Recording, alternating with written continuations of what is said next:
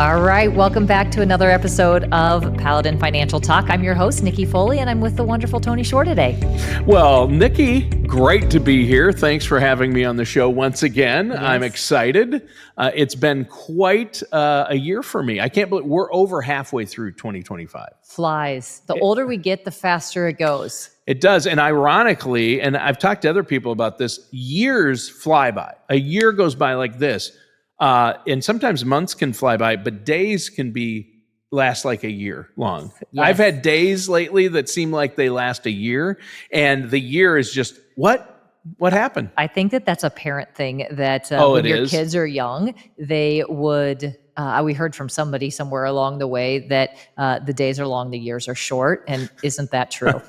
That is so true. Well, Tony, should we dive in today and talk a little bit about where we're going? Yeah, you've got a really cool show lined up. And I have questions about this because I will be honest, I know a lot about different areas of finance and maximizing Social Security and IRAs, Roth IRAs, the market, dealing with market volatility.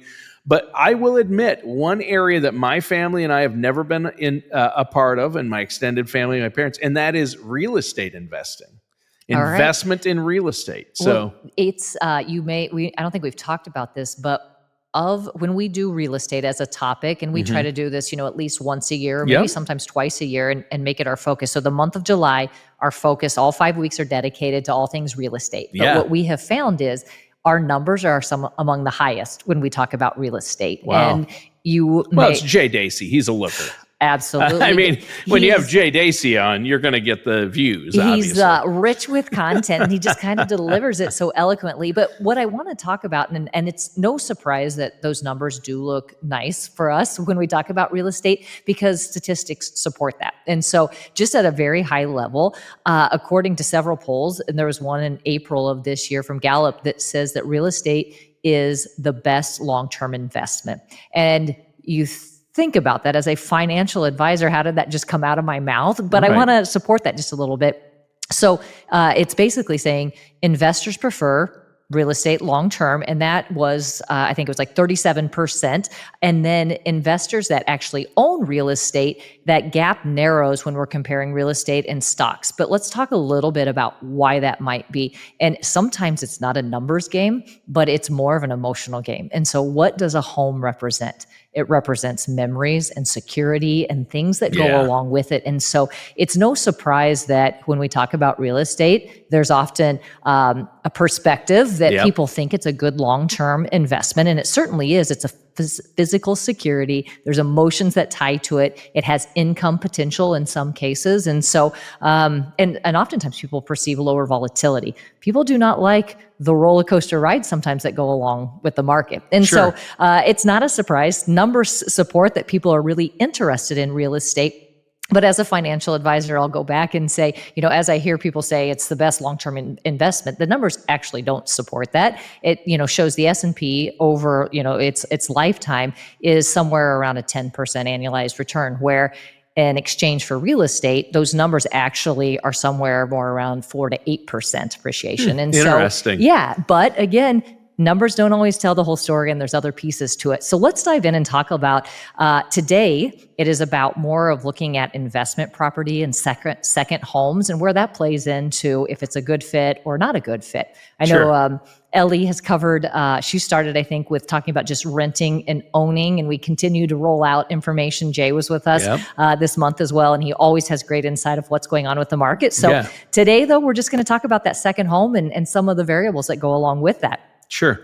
I use some terminology there that I don't think even was important until I make a couple distinctions here. So second home versus income property or investment property.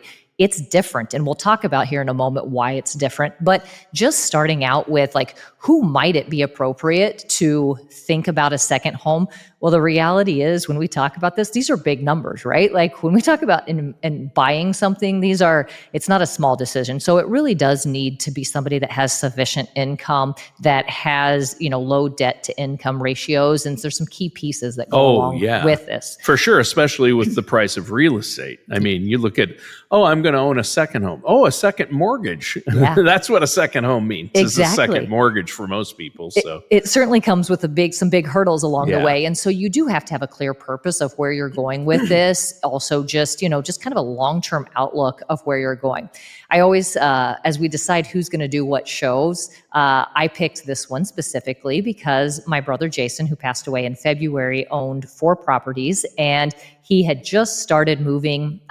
One of them was starting to move a second one into a rental pool. So he had owned them and had never rented. He was using them, actually. And so he 4 had different properties. Wow. condos. He was a single Sure, guy, yeah. but he had his lake place, he had his ski place, Sure. and then he bought his 4th property that was on the it's in Mississippi, but basically was on the Gulf Coast there. Sure. But right away, he had an opportunity to get it in the rental pool, and he made that decision. And then he's like, well, now that I'm doing this, maybe I should do it with my Colorado property. And he actually kind of tiptoed his way into it, not meaning to do that. But I tell you this because as he has passed, we now as a family have to make some decisions about, do we want to keep these properties? Sure. Do we not? What does it look like? And what you're going to find that I talk about today is there's some key numbers or categories that you want to look at along the way. Sure. And sometimes it makes sense and sometimes it doesn't. And Right. sometimes, they make it to look pretty glamorous on Instagram and some of the other social media when you talk about real estate.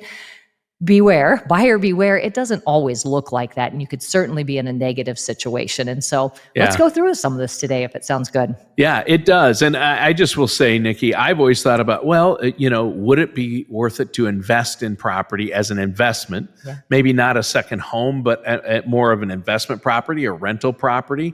But since my dad was no longer able to live on his own and he inherited my grandpa's farm, it has 2 houses, one across the lane and one here. Now we have renters. Well, my dad is not cognitively able to keep up, so I'm getting calls every week from renters saying, this doesn't work, this doesn't work. Yeah. You need to fix this. And I'm seeing the taxes and I'm like, oh, this is why I've never owned rental property. Yeah, exactly. Because I don't like getting those calls. You have to have a person or have a service. There are companies that will do that for you, but you have to do the math, right? There you go. That's exactly what I was going to say to you. You have to have an appetite for it, or you got to look at that line item and say, how much, are you willing to give up? Yeah. What's the profit loss or profit and loss, the P&L statement for those rental properties, right? Exactly. So as you talk about second home or investment property and what this could look like, well, it's really is what is the difference? And it's all in the numbers and how things are looked at. So like from a loan perspective, if you're using it as a second home versus an investment property, if it's an investment property, they're going to require a higher down payment and have higher credit requirements. And so these are things that you just might not know as you're going into it. And so what you think, I could just put 5 or 10% down. Well, not if it's an investment property. And it doesn't mean that you can't maneuver, whatever the scenario might happen, be. Exactly. Right? But just being aware of it. Same thing with tax treatment, mortgage interest being deducted in one scenario versus another scenario and understanding that. So again, we've talked a lot about bringing in a professional, especially when you're thinking about the dollar amounts on homes these days. It would make sense to potentially at least inquire with your accountant or somebody that's in the tax side of things about what does it mean if I do it as a second home versus as an investment property.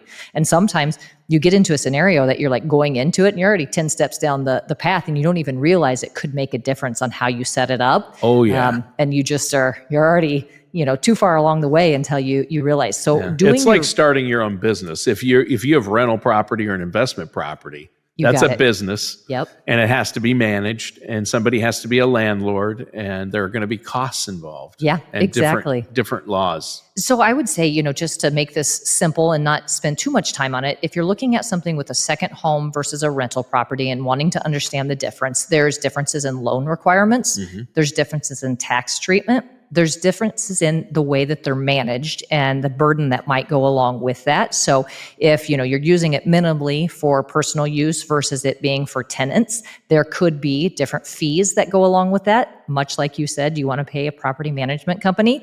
And then just understanding the local rules and HOAs. I'm sure that you have heard stories out there, the horror stories that you had an intention and you didn't dot all your T's and dot your I's, cross your T's yes. on, making sure if you understand what the city is doing from, being able to have it as an Airbnb and the HOA and so forth. There's a lot of laws that have been passed recently that are very limiting if you want to use a property in certain areas, like let's say you have a property in Colorado or in Destin, Florida, or near a ski town. If you want to use them for Airbnbs, different laws now apply, and it might not be financially feasible, and you might not be able to jump through all the hoops you need to. So you have to find that out ahead of time, is what you're saying. Exactly. And you think about sometimes how quick or not quick government works, as you think about if you're trying to get rent and you're depending on that rent to pay your mortgage, things do not always go as you plan. And so think about the things that are not in your control and how that may or may not impact you along the way.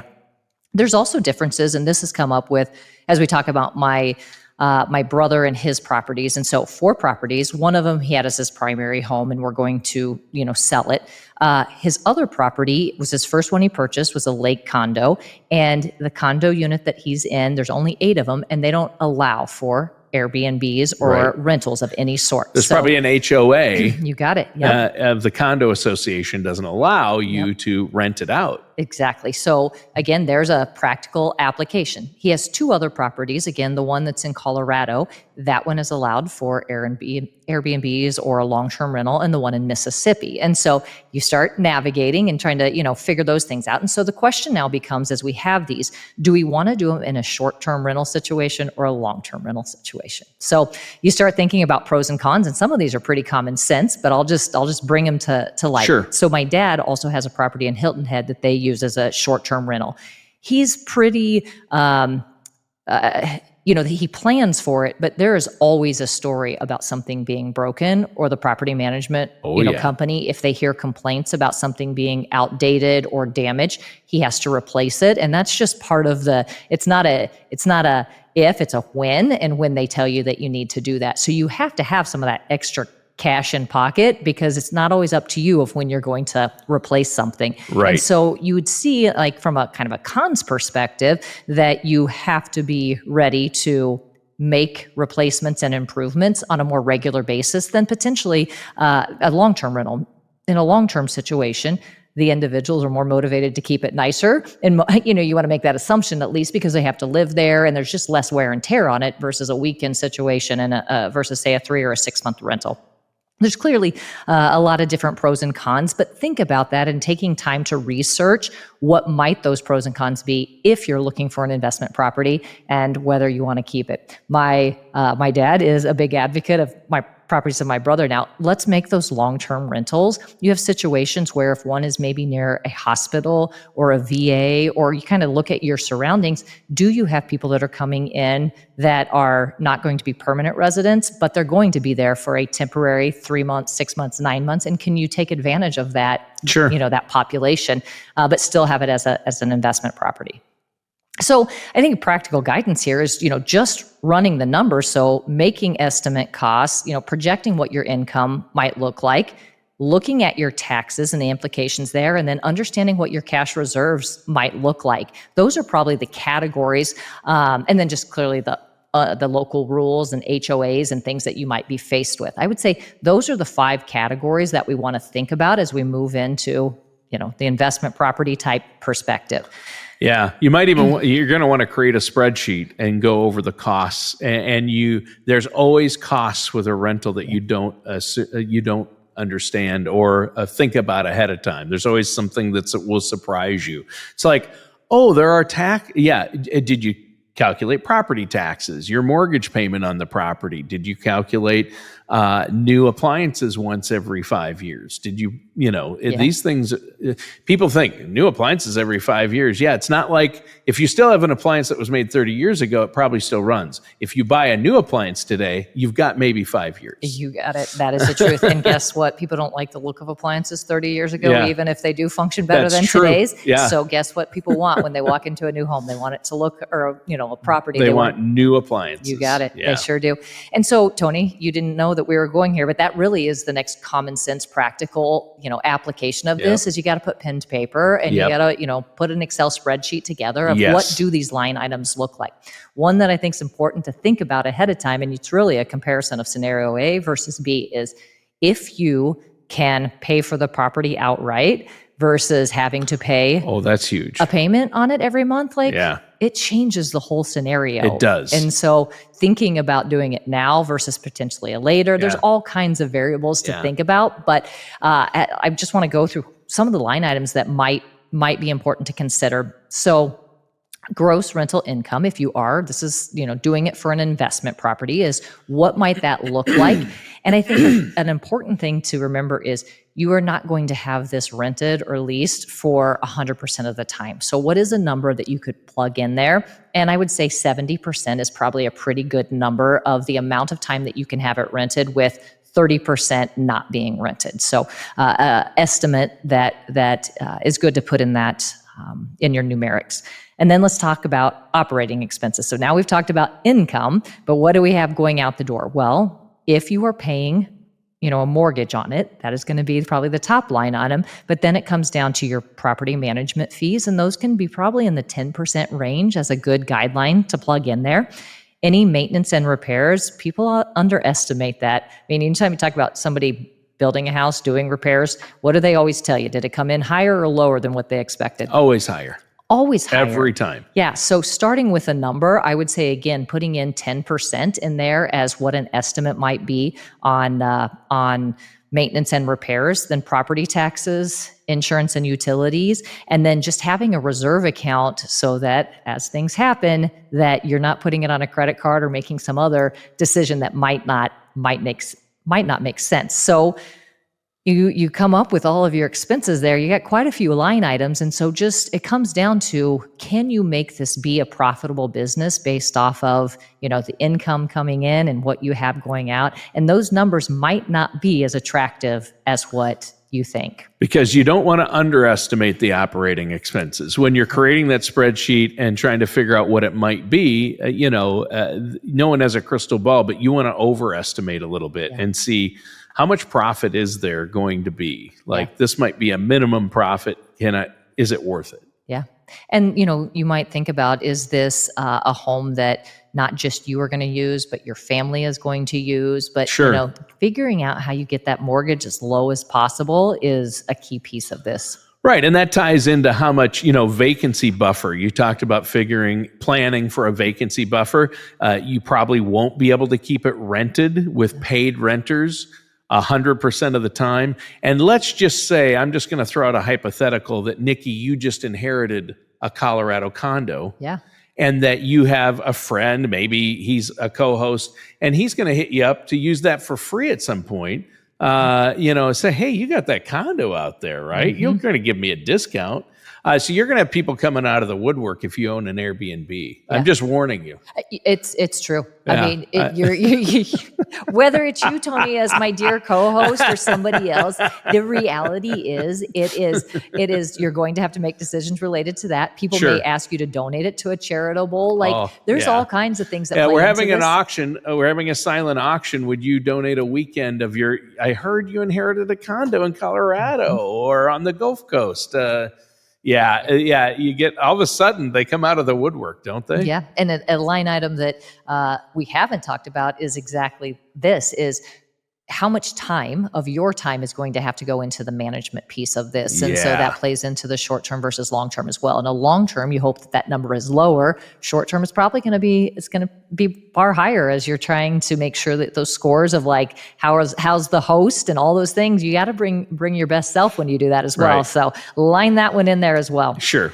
So with that in mind, I just think, this next steps, we've covered them there, is, actually plug in the actual scenario, make sure you know your calculations, evaluate if this is really feasible and if it makes the most sense for you right now. And then just make those considerations, as, with a long-term rental. Profitability really does hinge on how much you have, into it, the financial structure, the rent levels. There's all kinds of pieces. So do your research, and you have to make a decision for every, individual. It's going to be a little bit different, but knowing the difference between an income property and a second home, and if it's a good fit or not a fit. So hopefully this has given some good perspective to our listeners today. Yeah. What are the property taxes? Is there an HOA? Is it even available to?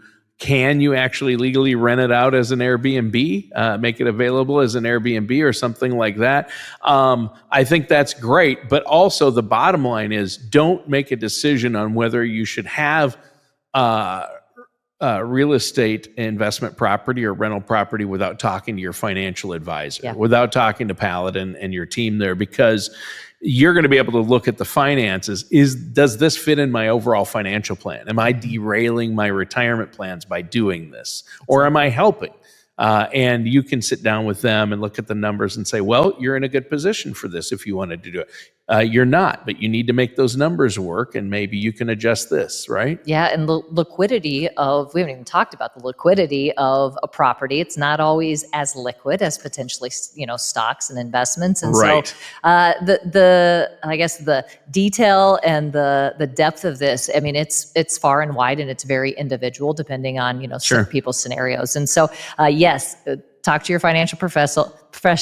There's also tax implications. Talk to your tax, advisor on Yeah. that as well. And so hopefully today has been helpful, and it's always fun to talk about real estate. It's something that gets a lot of attention. Sure. It's fun. They make it look really glamorous when you're on social media. Oh, and sure, so, yeah. certainly, hopefully this is helpful, and we've given some categories of food for thought. Yeah, you definitely have. I think it's a great topic, and it's something everybody wants to know more about. You hear so much about it, and everybody hears the word Airbnb. I've liked staying at some Airbnbs. What if I owned a place that I could stay at and use as an Airbnb to pay for it?